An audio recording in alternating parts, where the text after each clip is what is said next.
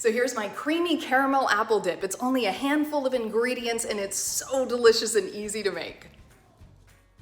To make this delicious dip, start by letting 1 block of cream cheese come to room temp, and then you're going to combine it with a jar of either thick caramel sauce or butterscotch. Use your mixer to combine the 2 ingredients, and as long as the cream cheese and the caramel sauce are close in temp, those lumps that you see are gonna smooth right out. So just keep on going until it looks silky smooth like this. And then you're going to pour it into your serving dish.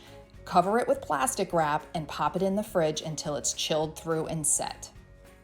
The most difficult part of making this apple dip is figuring out when to cut the apples so they're not brown when you serve them. I'm pretty sure I've tried just about every natural solution to prevent browning, but this by far is my favorite. You create a saltwater bath and then you put your apple slices into it. Stir it around to make sure that all sides of the apples get touched by that salt water. Then you're going to drain the salt water and rinse the apples in fresh water. Put them in a dry bowl, cover them up, and you can store them in the fridge. After 2 hours, this is what the apples look like.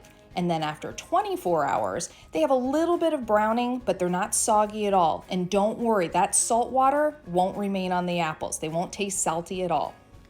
Once your cream cheese and caramel mixture has set in the refrigerator, you just take it out, and to finish it up, pour your second caramel sauce right on top of the cream cheese mixture. Make sure it's a nice even layer. And then you're gonna take your peanuts and sprinkle them on top. That's the final touch.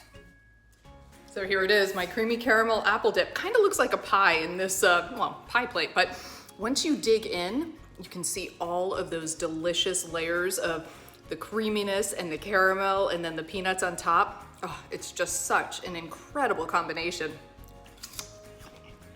Really good. You can find this recipe and many more at homewithshay.com. Shay Ryan, ABC Action News.